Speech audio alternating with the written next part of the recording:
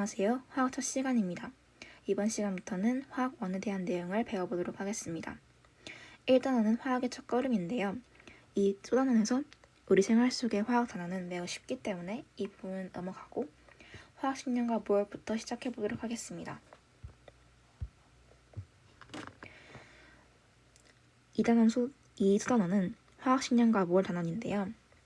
원자의 질량은 매우 작아서 원자 한 개의 질량을 직접 측정할 수가 없고 실제의 값을 그대로 사용하는 것도 불편합니다. 따라서 특정 원자의 질량을 기준으로 다른 원자의 질량이 그 기준 원자 질량의 몇 배인가를 나타내는 상대적인 질량을 활용하는데 이러한 상대적인 질량 값을 원자량이라고 하며 이때 질량수가 12인 탄소의 원자량을 12로 정해서 기준으로 삼습니다. 분자는 원자들이 결합하여 이루어지기 때문에 원자량을 이용하면 분자들의 상대적인 질량인 분자량을 구할 수가 있습니다. 분자량은 분자를 구성하는 모든 원자의 원자량을 합한 값입니다. 예를 들어 산소 O2 분자는 산소 원자 2개로 이루어져 있고 물 분자는 산소 원자 1개와 수소 원자 2개로 이루어져 있기 때문에 분자량을 구하면 1 더하기 1 더하기 16으로 18입니다. 그리고 이때 화학식량이라는 개념을 알 수 있는데요. 어떤 물질의 화학식을 이루는 각 원자의 원자량 합을 화학식량이라고 합니다. 그리고 분자가 아닌 물질의 화학식량을 어떻게 구하는지 알아볼 건데요. 염화나트륨, 염화칼슘 등의 이온 결합 물질과 철, Fe, 구리 등의 금속 결합 물질, 그리고 공유 결합 물질 중 이산화규소, 다이아몬드 등은 분자가 아니라고 합니다. 따라서 분자가 아닌 물질의 화학식량은 화학식을 이루는 각 원자의 원자량을 합해서 구합니다. 예를 들어서 나트륨 이온과 염화 이온이 1대1로 결합하고 있는 NaCl의 화학식량은 23 더하기 35.5는 58.5로 구할 수가 있습니다.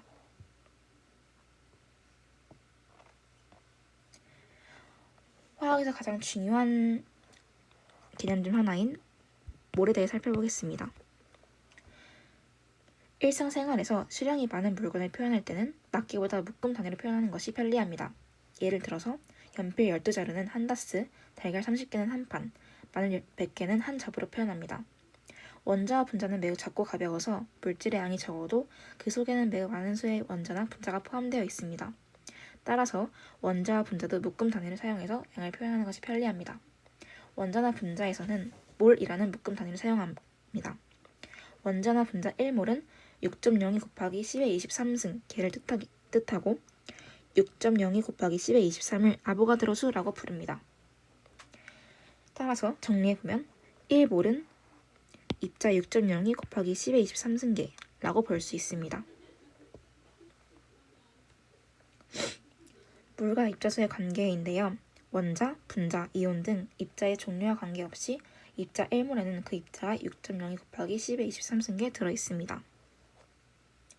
분자로 이루어진 물질의 양을 알면 그 물질을 구성하는 원자의 양과 개수를 알 수 있기 때문에 이를 이용해서 문제를 많이 풀게 될 겁니다. 다음은 몰과 질량인데요. 어떤 물질 1몰의 양은 화학식량 뒤에 그램 단위를 붙인 양입니다. 따라서 어떤 물질의 화학식량 뒤에 그램을 붙인 질량만큼에는 그 물질을 이루는 입자가 아보가드로 수만큼 포함되어 있습니다. 예를 들어서 원자량이 12인 탄소 12g 속에는 C 원자가 1몰, 즉 6.02 곱하기 10의 23승계가 포함되어 있습니다. 마찬가지로 분자량이 32인 산소 32g 속에는 O2 분자가 1몰, 즉 6.02 곱하기 10의 23승계가 들어있습니다. 이렇게 이해하시면 될 것 같고요.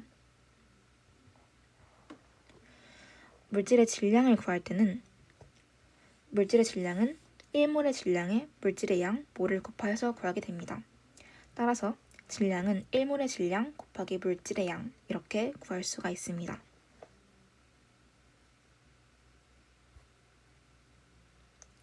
다음은 몰과 기체의 부피인데요.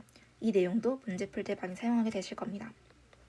이때 아보가드로 법칙이라는 것이 매우 중요한데 이는 모든 기체는 같은 온도 압력에서 같은 부피 속에 같은 수의 분자가 들어있다는 법칙입니다. 1811년 이탈리아의 과학자 아보가드로는 온도 압력이 같을 때 모든 기체는 같은 부피 속에 같은 수의 분자를 포함한다 라고 하였습니다. 실제로 모든 기체는 0도씨 헬기압에서 1몰의 부피는 22.4리터로 일정합니다. 이러한 관계를 이용하면 기체의 부피로 그 속에 포함된 기체의 분자수뿐만 아니라 기체의 질량 또한 구할 수 있습니다. 기체 분자의 양은 기체의 부피를 기체 1몰의 부피로 나누어 구하게 됩니다. 예를 들어서 20도씨 1atm에서 기체 1몰의 부피가 24리터일 때 20도씨 1atm에서 메테인 기체 12리터에 포함된 기체 분자의 양은 11리터 나누기 24는 0.5몰이 됩니다. 지금까지 나온 공식들을 모두 아셔야 문제를 풀 때 매우 유용하게 사용하실 수가 있습니다. 그리고 기체의 밀도와 분자량입니다. 같은 온도와 압력에서 같은 부피의 기체에 포함된 분자수가 같고 밀도는 부피분의 질량이기 때문에 기체의 밀도는 분자량에 비례합니다. 이 또한 이용하실 수 있는데 이 내용은 문제를 풀 때 그다지 많이 사용되는 내용은 아니기 때문에 이 내용은 외우실 수 있으면 외우시고 아니면 넘어가셔도 좋을 것 같습니다. 정리를 해보면 물질의 양과 입자수, 질량, 기체의 부피 사이의 관계는 물질의 양은 6.02 곱하기 10의 23승몰 분의 입자수이고 1몰의 질량은 질량으로 나누게 됩니다. 기체의 부피는 22.4로 나누고 이때 조건은 0도씨 1atm일 때입니다.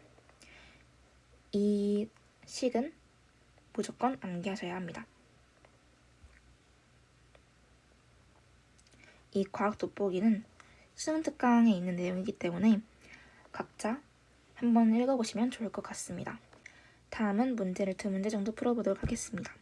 이 문제 출처는 수능 특강 화학 1이고 아까 사용했던 개념 부분도 2015 수능 특강 화학 1에 있는 부분입니다. 먼저 1번은 다음은 원자량에 대한 세 학생의 대화입니다. 학생 A, 원자량의 기준은 질량수가 12인 탄소야 라고 했는데 이 내용은 맞는 말입니다. 원자량은 양성차수와 중성차수를 합한 질량수가 12인 C를 기준으로 한 상대적 질량입니다. 학생 B는 원자의 실제 질량은 사용하기 불편해서 원자량을 사용하는 거야 라고 했는데 맞습니다. 원자의 실제 질량은 너무 작아서 사용하기가 불편하므로 원자량을 사용하게 됩니다. 학생 C는 원자량 단위는 그램이야 라고 했는데 이 내용은 틀린 말입니다. 원자량은 단위가 없고 이에 따라 분자량도 단위가 없다고 배웠습니다. 답은 따라서 3번입니다. 2번은 다음은 탄소와 원자 XY의 질량 관계를 나타낸 것이다 라고 했습니다. C 원자 4개와 X 원자 3개의 질량이 같기 때문에 원자량 B는 C 대 X는 3 대 4입니다. 또한 X 원자 3개와 Y 원자 2개의 질량이 같기 때문에 원자량 B는 X 대 Y는 2 대 3입니다. 따라서 원자량 B는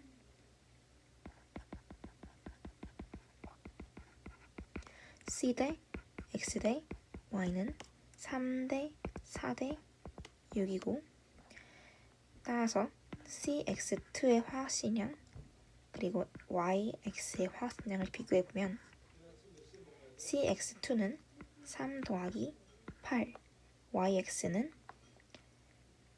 6 더하기 4 해서 10분의 11, 답은 4번입니다. 이렇게 문제까지 풀어보았습니다.